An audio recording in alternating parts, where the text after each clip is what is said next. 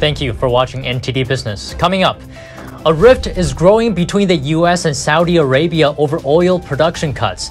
President Biden and lawmakers rethinking the relationship. And thousands of government officials investing in companies they oversee, according to a new report. Is there a conflict of interest? And warning from the Bank of England, saying the country's financial stability is at risk as the bank is forced to take more emergency action to save government bonds. That and much more coming up on NTD Business. Great to have you with us. Don Ma here. President Biden is reevaluating the U.S. relationship with Saudi Arabia, according to the White House. He's rethinking it after OPEC Plus last week said it was cutting oil production, something the Biden administration asked it not to do. Here's what the White House National Security spokesman John Kirby told CNN today. But I think you'll find that the president, obviously disappointed by the OPEC decision, and is going to be willing to work with Congress as we think about what the right relationship with Saudi Arabia needs to be going forward. OPEC's production cuts could lead to higher prices at the pump and boost profits for OPEC members, including Russia. But Washington is trying to limit Moscow's energy revenue because of its war in Ukraine. All this is creating a rift between the U.S. and Saudi Arabia. Now, Democrat Senator Bob Menendez is calling to freeze cooperation with the Saudis. He said that includes stopping arms sales and security cooperation beyond what's needed to defend U.S. interests. Menendez said Saudi Arabia can either support the free world or support Russia, not both. He said the kingdom chose Moscow based on economic self-interest. Saudi officials reportedly think Biden wanted him to delay production cuts because of the midterm elections. That's according to the Wall Street Journal. A White House official rejected those claims.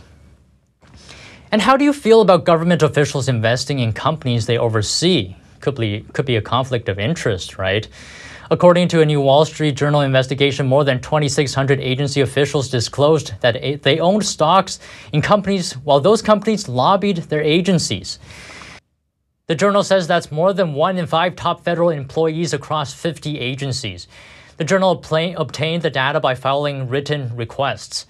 The review covers 2016 through 2021. Under U.S. law, federal officials cannot work on matters that could impact their personal finances, but there are some exceptions. The journal says in most conflict of interest cases, it found ethics officials said employees complied with the rules. As for violations, the investigation says they're met with light punishment, if any. The journal's report suggests that employee stock trades aren't a big priority for ethics officials and agencies' inspector generals. The journal found they rarely look into them. And the International Monetary Fund says storm clouds are looming over the global economy. Persistent inflation, a slowdown in China, and Russia's invasion of Ukraine have driven up the risk of a downturn. Markets have had a brutal year with the S&P 500 down 25% this year. Global bonds entered the bear market and the dollar is around a 2-decade high. The IMF noted that up to 29% of emerging market banks would breach their capital requirements in a severe global recession. That would result in a capital shortfall of over $200 billion. Banks in advanced economies seem to have sufficient capital and liquidity. U.S. banks will report third-quarter earnings starting this week and are expected to show weaker profits. The 6 biggest banks in the U.S. are expected to set aside nearly $5 billion in the third quarter to cover future loan losses. Lenders are bracing for a potential global recession. Analysts say the reserve build-out could be the biggest drag on bank profits. On Monday, JP Morgan CEO Jamie Dimon warned of a recession in the next 6 to 9 months. JP Morgan releases its third-quarter results on Friday, followed by Wells Fargo, Citigroup, and Morgan Stanley. Bank of America and Goldman Sachs will announce their results early next week. According to Refinitiv, third-quarter profits for the banks are expected to fall between 13% and 46%. Shares of the big 6 U.S. banks have plunged between 14% and 34% so far this year. And on Wall Street, stocks ended mixed today. The Dow Jones rose 36 points or 0.1%. S&P 500 fell 24 points or 0.7%. And the Nasdaq lost 116 points or 1.1%. The situation is growing darker and darker for Prime Minister Liz Truss. The The Bank of England is forced to take even more emergency action as Britain's economic chaos relentlessly continues. This is the 5th time it's tried to calm the markets in just a little over 2 weeks. So let me get you up to date. After Liz Truss gave details on her pro-growth tax cut agenda, investors did not approve. They dumped UK bonds like it was nobody's business. This is very bad for the UK government because it makes it more expensive for it to borrow. So the Bank of England stepped in and bought government bonds, artificially creating demand. This helped a little. The big bond sell-off slowed down, a sign of progress. But then just yesterday, it surged upward yet again. So today, the Bank of England is buying something called index-linked government debt. Well, what is index-linked government debt? These are bonds that are supposed to protect people from inflation. Their payouts are tied to inflation, specifically Britain's retail price index, similar to America's consumer price index. There was a huge sell-off of these inflation-linked bonds yesterday. So today, the Bank of England is spending the equivalent of $5.5 billion on these bonds, once again to artificially boost demand and make it cheaper for the government to borrow. And unfortunately, it currently is not cheap for the government to borrow. It's paying the highest inflation-adjusted borrowing costs since 2008. But the bank's announcement did seem to have an effect. Bond yields dropped a little bit, but after dropping, they're now crawling back up. Another issue Liz Truss has to contend with is collapsing pension funds. The Bank of England's actions were partially meant to help them because many of them hold these index-linked bonds. The chief economist of the Trusses hedge fund, Daniel Lacaille, says these pension funds were already in a bad position even before Truss came into power. The entire financial system was betting massively on no inflation by purchasing negative yielding bonds, and that those are now in negative nominal and real returns, which means that many of those pension funds simply don't have any equity. They need to recapitalize themselves. The problem that we're living right now is also evident in Japan, is evident in the Swedish market, in Norway and others, where they have a very similar situation, which is simply that bonds are collapsing all over the world. Inflation was pretty low for decades, so it made sense for people back then to bet it was going to stay low. They didn't predict the COVID pandemic or Putin's invasion of Ukraine, but now COVID did happen. Putin did invade Ukraine, and inflation is high. So now the pension funds are paying for those massive bad bets. The big bond sell-off is causing the last compartment of the Titanic to flood. Just last week, nearly 90% of UK pensions, which hold the equivalent of $1.7 trillion, nearly collapsed.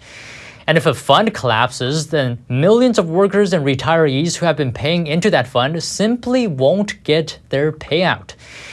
Many retirees depend on pensions to support themselves. Despite the increasingly dark situation Liz Truss is in, the financial instability and the disapproval of the masses, Lacaille believes she should stay the course. Her legacy in UK history is yet to be finalized. Now turning to America's pensions, our own situation isn't very pretty. One reason is it's hard to see. America's state and local pensions pretty much hide all their investments from the public. They're basically a secret. Nobody knows where they're putting the money. Meanwhile, thousands of corporate pensions already collapsed. Today's pensions also like to gamble with high-risk investments and borrow heavily. Many don't even know how much they've borrowed because they simply don't keep track. While our retirement security isn't getting as much bad press as the UK's, it's also far from perfect. And moving on, China's getting ready for its 20th Communist Party Congress. Has stepped up security and COVID curbs and decorated the capital with red political banners. The 20th Party Congress occurs every 5 years and brings together 2,300 party members, mostly behind closed doors. It will take place at the Great Hall of the People on Tiananmen Square on Sunday. Beijing has hired extra security personnel, including 42 guards, to keep 24-hour watch on potential troublemakers.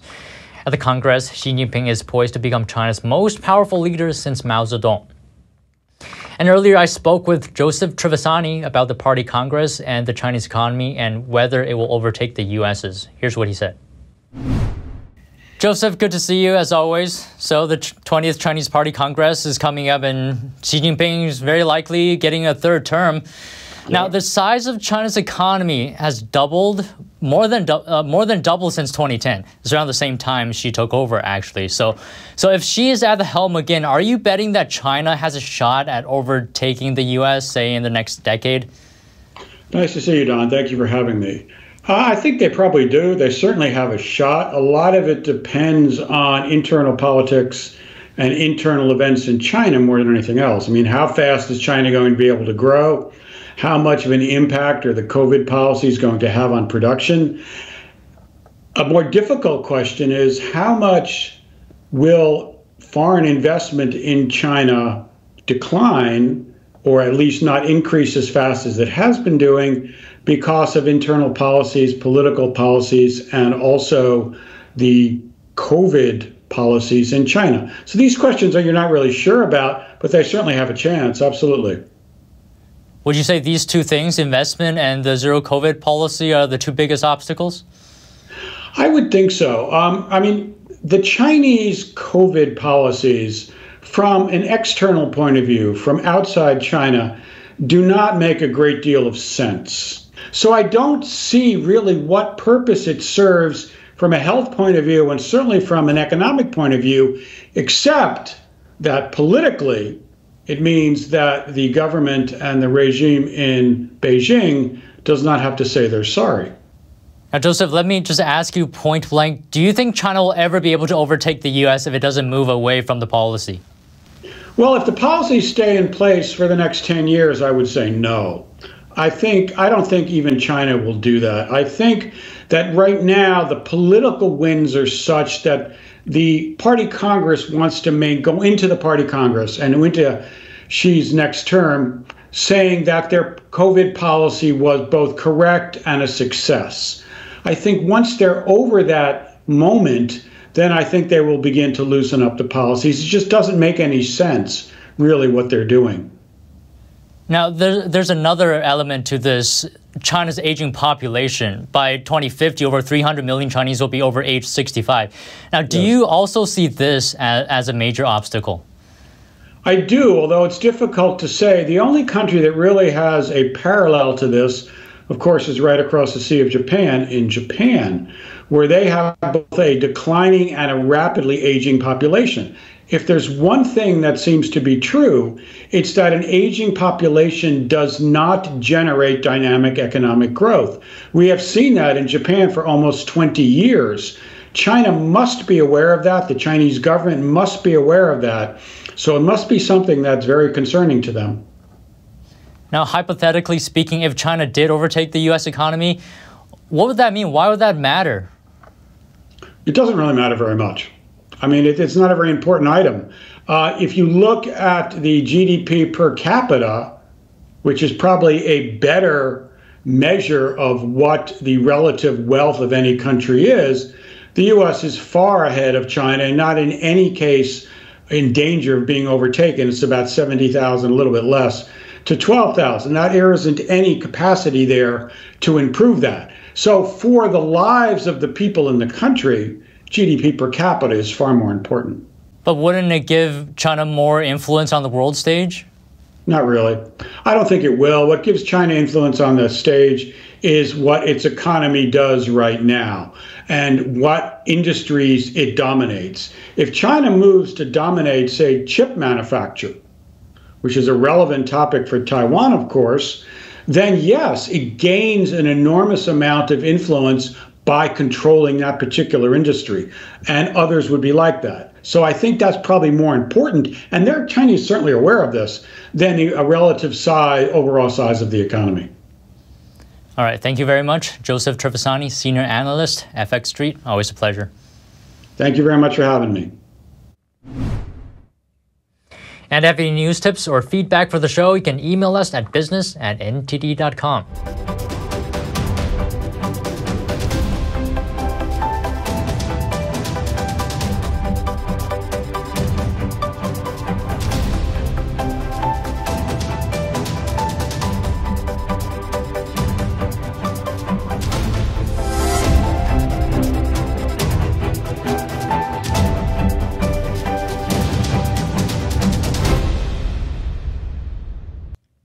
Welcome back. Seems like some drivers are putting too much trust in their self-driving cars. That's according to research released Tuesday by the Insurance Institute for Highway Safety. The study found that 53% of General Motors users, 42% of Tesla users, and 12% of Nissan users were comfortable letting the system drive without watching what was happening on the road. Some were even comfortable letting the vehicle drive during inclement weather and in parking lots. Even though automakers have cautioned drivers about the limitations, researchers say some people still don't understand the limits. The findings were based on phone and online surveys of roughly 600 regular users of the General Motors Super Cruise, Tesla Autopilot, and Nissan ProPilot Assist systems. And growing demand for EVs and electrical power grids are forcing companies to change course. GM is doing so by launching a new energy business unit to focus on providing a broad spectrum of energy solutions. NTD's Sean Marshall has more. GM Energy will now consist of Ultium Home, Ultium Commercial, and Ultium Charge 360. Similar to how Tesla builds its Powerwall and PowerPack products, GM's home and commercial battery packs will rely on the same type of batteries as those used in the automaker's electric cars. The Ultium expansion would bring balance to the EV home integration industry and increase its foothold in a new market, which Tesla has been leading without much competition. GM aims to help owners of Ultium-based EVs to lower their energy costs, use their cars for emergency backup power, and possibly lower their lease payments by letting utilities draw small amounts of energy from their EVs when plugged in. Several large-scale companies across the U.S. have already agreed to work with GM and provide energy solutions to customers and receive product or service offerings. Sean Marshall, NTD News. 'Tis the season to start your holiday shopping. It's Prime Day. Well, day one, that is, of Amazon's new Prime Early Access sale. Tuesday and Wednesday, you'll find deep discounts exclusively for Prime members on everything from electronics, home and kitchen products, and must-have toys to beauty favorites and top fashion picks. Prime Day typically happens only once a year in June, so this is a bonus sale for those hoping to save. If you or a loved one are over 60 years old, listen up. The FBI is warning that scammers are increasingly targeting older Americans online, and losses were way up last year. NTD's Jessica Beatty has more on the numbers and tips to protect against being scammed. When the pandemic hit, people were pushed increasingly online. It seems scammers around the world took it as a golden opportunity to go after America's retirees. According to the FBI's 2021 Elder Fraud Report, over 92,000 victims over 60 years old reported losses last year. Those losses added up to $1.7 billion. That's up 74% compared to the year before. The FBI says the average dollar loss per victim was over $18,000. Thousands of victims lost over $100,000. The most reported fraud was tech support fraud. Scammers impersonate well-known tech companies and offer to help fix non-existent tech issues. More and more scammers are impersonating customer support, according to the FBI. Another big one is confidence fraud. That includes romance scams and grandparent scams. Criminals gain a victim's affection or impersonate a panicked loved one, like a grandchild, and then start asking for money. Victims lost the most money in these types of scams. Other types of fraud include lottery scams, government impersonation, and investment fraud. These scams are not going unnoticed. Earlier this month, the DOJ said it's adding 14 U.S. attorneys' offices to its transnational elder fraud strike force. That means it's more than tripling the number of offices. So how can you protect yourself?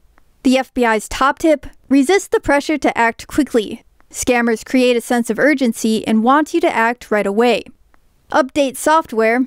Never give out personal information or money to people who only reached out to you online. And if you get suspicious pop-ups or a locked screen, disconnect from the internet and turn off the device. And stop communicating with the scammer, but expect that they'll keep trying to contact you. If you do encounter a scam, report it to the FBI's Internet Crime Complaint Center and contact your local FBI field office. Jessica Beatty, NTD News. And Lyft said today it's testing an algorithm that will allow drivers to see destination and fare details before accepting a request. The test follows a similar move by bigger rival Uber. The companies are trying to fix driver shortages to meet surging demand following the pandemic. Lyft drivers will have access to details such as drop-off locations, estimated distance and time, and fare details before accepting a ride. Lyft conducted a survey of over 1,000 drivers. The results showed more than 70% prefer the upfront pay model to previous pay models. Meanwhile, Uber's upfront pay system has drawn criticism from drivers. Some say Uber is taking a bigger percentage of their earnings. And for travelers who are having trouble getting to the airport, Delta is offering a new solution: a flight from your neighborhood on an electric aircraft. The company invested $60 million into Joby Aviation to offer the transfers. Joby says they aim to offer the service by using heliports or neighborhood Vestaports designed for aircraft to take off or land vertically that are close to customers' homes and will use electric propulsion to make the aircraft as quiet as possible. Joby says passengers will land at Vestaports located close to their terminal, drastically reducing the amount of time it takes passengers to reach the airport. Each aircraft has 4 passenger seats. Pricing has yet to be determined. Delta says it will begin offering the service in New York and LA in the next couple of years. And the record for the heaviest pumpkin ever grown in the U.S. has been broken. A horticulture teacher from Minnesota raised a giant gourd weighing 2,560 pounds. That is special. I really wanted that. I never dreamed of that, and to have it, to even be mentioned in that conversation is really cool. Travis Ganger of Anoka, Minnesota set the new record and won an annual pumpkin weighing contest in Northern California. He drove 35 hours carrying the giant pumpkin to the 49th World Championship Pumpkin Weigh-Off in Half Moon Bay, south of San Francisco. Ganger also won the same contest in Northern California in 2020, and he broke a record set last week in New York, where a grower raised a massive pumpkin weighing 2,554 pounds. According to Guinness World Records, a grower in Italy holds the world record for the heaviest pumpkin. He grew a 2,700-pound squash in 2021. And that's all the stories we have from the NTD Business team and myself, Don Ma. You can follow me on Twitter too. And if you have any news tips or feedback for the show, you can email us at business@ntd.com. That's all for today. Thank you for watching, and we'll see you tomorrow.